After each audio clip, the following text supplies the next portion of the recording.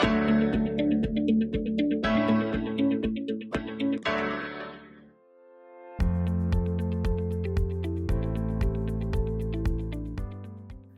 students, welcome to the session of Social Science. We are studying development and today we will discuss an important aspect of this chapter called public facilities and the concept of sustainability of development. पिछले session में हमने India के 3 states को compare किया था, जहां हमने per capita income के बेसिस पे जब कंपेयर किया तो हमें लगा हरियाणा ज्यादा बेटर परफॉर्म कर रहा है और हरियाणा डेवलप्ड है। पर जब हमने अदर क्राइटेरियाज को यूज करा तब हमारे सामने आया कि कहीं ना कहीं Kerala despite of the low per capita income ज्यादा बेटर परफॉर्म कर रहा था और असली सेंस में देखा जाए तो वो डेवलप नजर आ रहा था।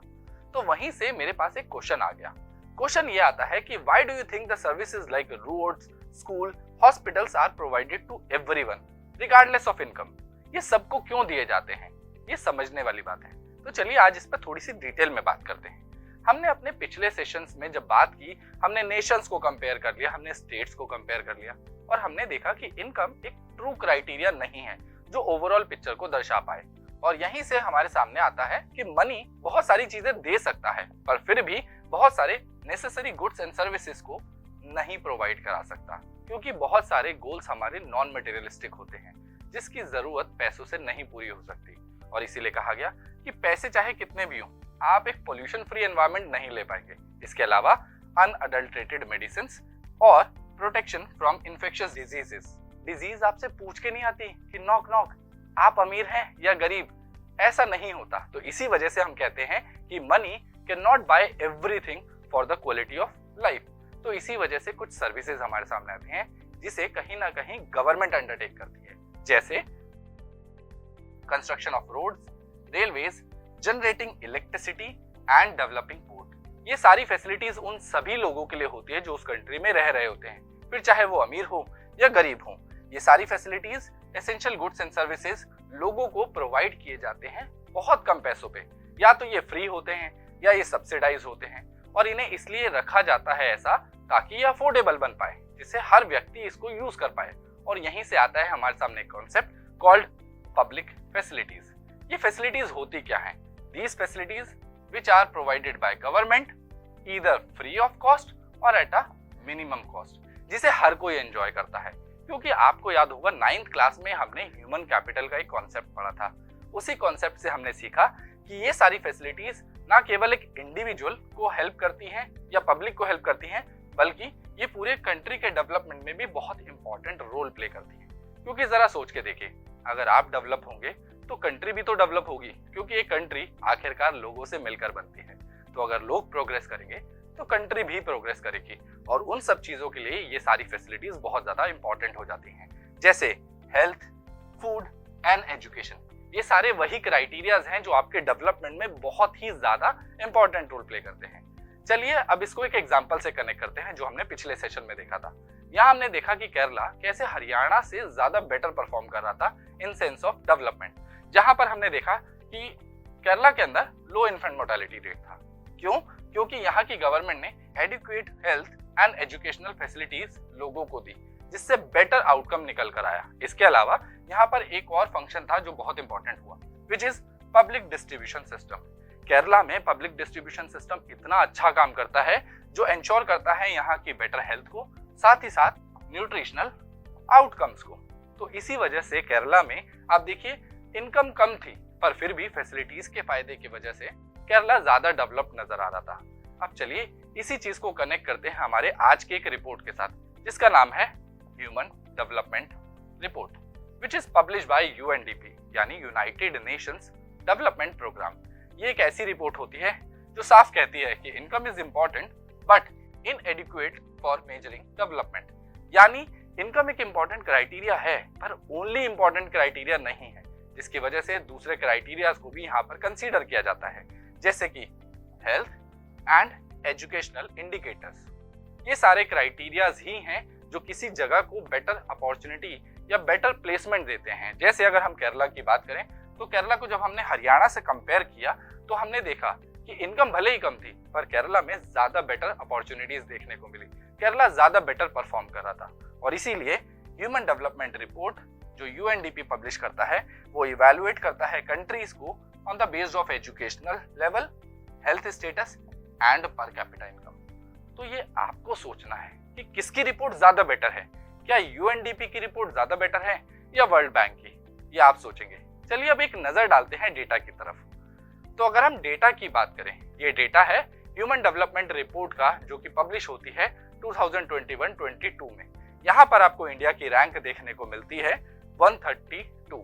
अगर हम इंडिया को कंपेयर करें दूसरे नेशंस के साथ, यानी हमारे नेबरिंग नेशंस के साथ ही, तो आप देखेंगे श्रीलंका इंडिया से काफी ज्यादा बेटर परफॉर्म करता है।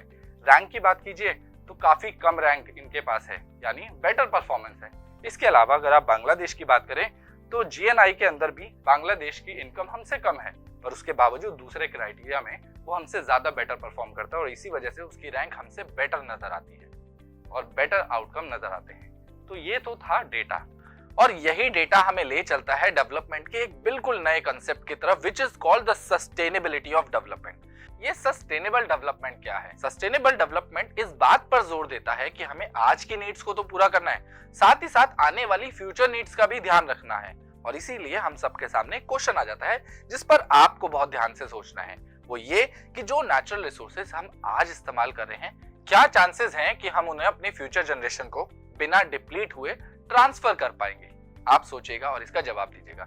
चलिए हम समझते हैं सस्टेनेबिलिटी ऑफ डेवलपमेंट को पॉइंट बाय पॉइंट।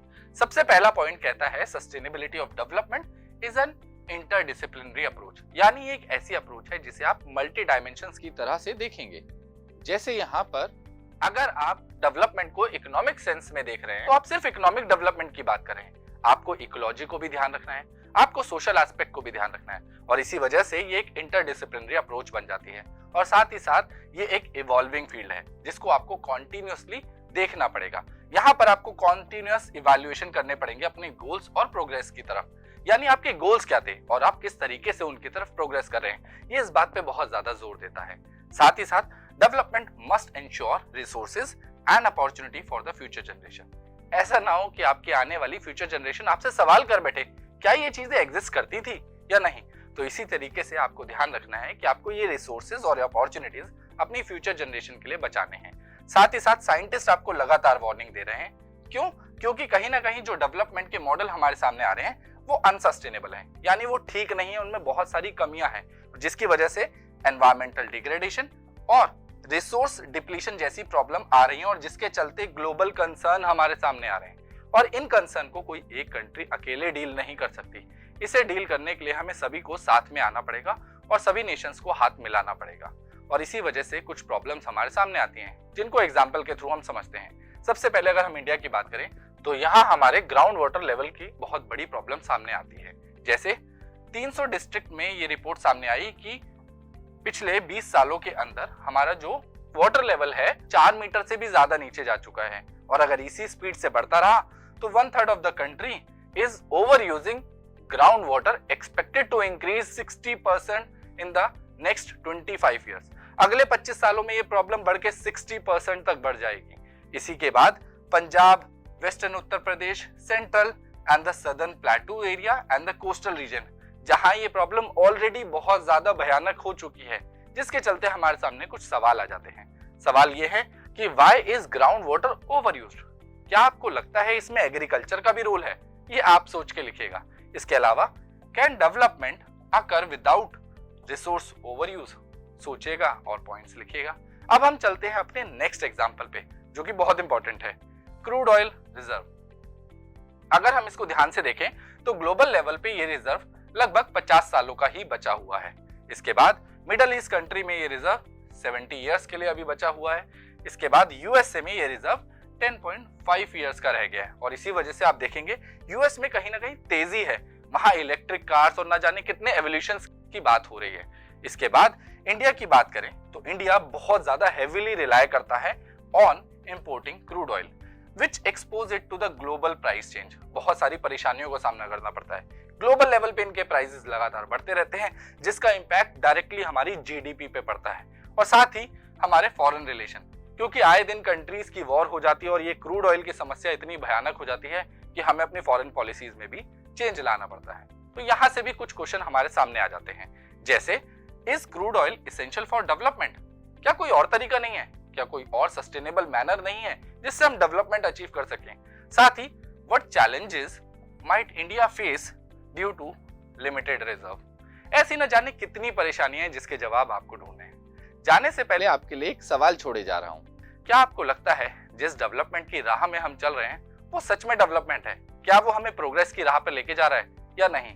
क्योंकि डेवलपमेंट एक ऐसा कॉन्सेप्ट है जिस पे हम जितनी भी बात करें शायद कम होगी, और आगे चल के सीनियर क्लासेस में आप इसके बारे में बहुत सारी चीजें पढ़ने भी वाले हैं। अब हम चलते हैं अपने चैप्टर के एंड में और टास्क की बात कर लेते हैं।